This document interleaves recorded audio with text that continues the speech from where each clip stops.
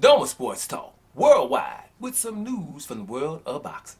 So y'all know what time it is. You ain't in a rush to get concussed. Now we got some number 2 pound for pound news, right? That'll be Demetrius Boo Boo Andrade, man, 31-0, right?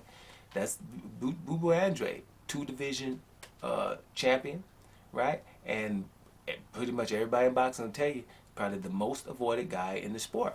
You know, and he's definitely up there. And he also, when you come here, he's a Negro League fighter. And y'all know what those are. The fighters that we know are awesome, and they get ignored as best as the mainstream media can do. So here's some more examples of it right here. I read this earlier. Right? Demetrius Andrade has been mandated again. Mandated, you know, to fight Zanabik Alinkhanuly. He's a 12-0 fighter from Eastern Europe. Good fighter, southpaw. He got a couple of wins on his record that you got to look at. Rob Brandt at the 160-pound division. You know, Rob Brandt is noted for giving at least Murata a run for his money, beating him one time, losing the next. And then he got Hassim Andam, another Murata kind of guy, who fought Murata, and brother beat him one time, and then they got outraged, and then Murata came back and beat him. Bottom line, he's got a couple of wins, and his record is good. I looked through it. It's good, for a guy, they say 14-0 in this article that I read, but he's 12-0. But hey, legitimate guy. He's been the interim champion for a minute, and they want him to give him his shot. Now, the problem I have with that is WBO keeps ordering Demetrius Andrade to do stuff, right?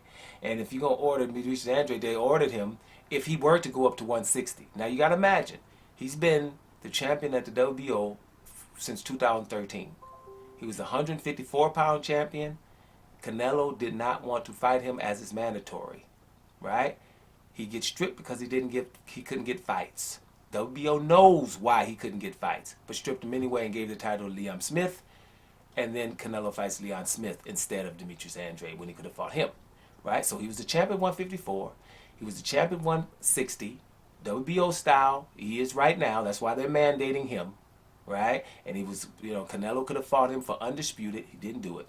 So he was thinking about going up to 168 so he can be Canelo's mandatory for the WBO again.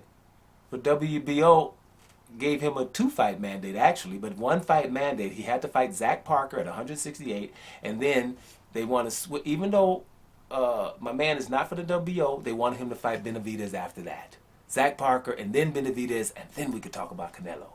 Giving him a 2-fight mandate as royalty, boxing royalty for your sanctioning body, 154, 160, and going up to be the champion at 168 for your sanctioning body, and y'all running around mandating him to keep fighting. So they've mandated him for Zach Parker because his shoulder's hurt right now, so he can't fight. And now they're mandating him at 160 and 168.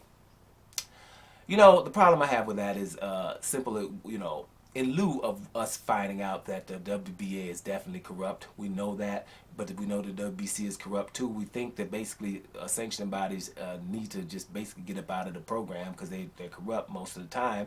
But at the end of the day, it's so obvious because, listen, the WBA right now, right, they mandating all kind of stuff. They mandated Ramirez that he gets to fight Dimitri Bivol, right? It's mandate, WBA, right? But Ramirez is not the mandatory as long as David Morrell, who's a WBA regular champion at 168. They're not mandating Canelo to fight David Morrell, are they? So we ain't going to mandate Canelo to fight David Morrell. We're not going to put Demetrius Andrade as Canelo's mandatory for the WBO, which is not. We're going to make him fight 2 fights. And then Bivol, who Canelo, we know he don't really want to fight him, so we're going to make him fight Gilberto Ramirez. Just everybody, please stay away from Canelo, right? That's what that is. So and listen, as far as WBO goes, with him mandating your boy mandating Demetrius Andrade the whole time. Just make sure this is clear. For Alexander Usyk, when he came up, undisputed champion at cruiserweight, he was directly the mandatory right away for Joshua. So they understand what it is. This is just keep away from Canelo. Now, and this is what's going on. So, and then you start hearing stuff like, hey, if Andre would have just went to PBC and fought for them, for those that don't know, this Premier Boxing Champions, a good organization where, you know, a lot of fighters are very happy. I think they have about a 98% we're happy, satisfied ratio, because basically what is going, the concept is, ain't nobody getting paid more than the fighters. Give a damn what your title is. That's what the concept is. Another concept is you can lose here. We're trying to build you up like it's the WWA or something like that. We're building you up, and you can lose, and you can still come back and still have pretty good fights to lucrative, right? You probably won't be getting all those super duper figures, but your figures are going to be good enough that you got a house and you can put your kids through college until you become a mega star, and we can get you on pay-per-view. It's a pretty simple concept there, right? PBC does work. But it's like when you're talking Demetrius Andrade and Terrence Crawford, you keep hearing, well, they should have came to the PBC, right? But Terrence Crawford fought people from the PBC already, right? We try to make us a side of the street, right? And here's the deal when it comes to Demetrius Andrade and the PBC, right? Aren't both Charlos by the PBC, right? Did any one of them get a Canelo or a Gennady Golovkin fight? No, right? At the PBC. They can fight each other and all kind of other stuff, but they ain't getting them. So my point is, Demetrius Andrade goes to the zone where Canelo and GGG is. No one's calling Jamal Charlo #1 pound for pound or top 10. He can't even get in the top 10. So Demetrius Andrade's going to for the dudes that they call him the best fighter in the last 25 years in the middleweight division and the #1 pound for pound in Canelo. That's where he was going, to be signed with them.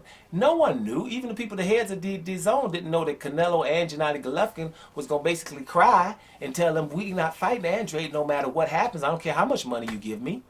Nobody expected that. If they did expect that, then they throwing away their money. They didn't expect Canelo because somebody told them. They obviously are casuals at the zone, and somebody told them Canelo was the best fighter. So when you hear best fighter, you don't think he's scared of anybody until you get in the meetings and you find out that, what? I just signed Demetrius Andrade. You won't want to fight him? That's what happened to him. And then they try to play it off. They can't go on TV and say that, which they should. Right? And all the mainstream outlets supposed to be inviting Demetrius Andrade because he should be famous. I'm the guy that Canelo has done everything, and all the media and the sanction bodies, everything to not fight. And then we've seen him against Demetrius Bivol, and then you understand why. If you don't know who Demetrius Andrade is, give him 2 minutes of your time, and then you'll understand why Canelo ain't fighting him. It's very simple. It's right in your face, right? He didn't need to go to PBC, no matter where you're at. Terrence Crawford was over there with Top Rank because, damn it, I'm trying to get the fighter that they're trying to say is damn near better than Floyd Mayweather. I'm trying to beat the hell out of him and get my legacy together. And in the meantime, anybody that's across the street, holla. Right? Holla. Like Felix Diaz did. Holla. Like John Melita did. All the other ones, stop it. You know, there ain't no side of the street. Devin Haney just showed you that ain't no side of the damn street when you want something. So that's all that is, right? So at the end of the day, right, listen, ain't no black fighters pay-per-view stars anyway, right? Ain't, you know, it's just, what? People come to see you get beat, and they've tried it with Mayweather, but at the end of the day, we ain't letting nobody get in Mayweather's position no more. And if you ain't Errol Spence, you ain't making that much money on pay-per-views in the first place. Maybe Gervonta Davis, but that's about to run out too because he's gonna have to fight Devin Haney. Because everybody gonna wonder, why are we paying somebody who ain't, you know, because Gervonta Davis, if you think about it, at 140 there's an undisputed guy. It's in a division that he wants to try to fight at. It's already an undisputed guy, all the belts. So he should be trying to get him, Josh Taylor probably, at 140. At 135, there's an undisputed guy, got all the belts, right? So he's supposed to be trying to fight him, right? And there's at 130, there's a guy who should be undisputed, but he's obviously the best by a quantum leap, right? And that's Shakur Stevenson. So, and neither one of these three, he's trying to fight. So if y'all can keep paying money for somebody who's fighting lesser good dudes, whatever with that Ryan Garcia stuff. Ryan Garcia is the mandatory for Devin Haney right now. Why are we even talking about him? Yeah, that's what happens when you got to do videos every day and just say stuff. It's ridiculous. Nobody gets talked about in the 135-pound division if your name ain't Devin Haney or you're somebody trying to fight Devin Haney. That's how I feel about it. So, I mean, I don't know how y'all feel about it, but we ain't talking about that right now. Bottom line is they mandating Demetrius Andrade to do stuff to keep him away from Canelo, and it's damn obvious. Can you see it? Dome Sports Talk Worldwide. And I'm up out of here, y'all.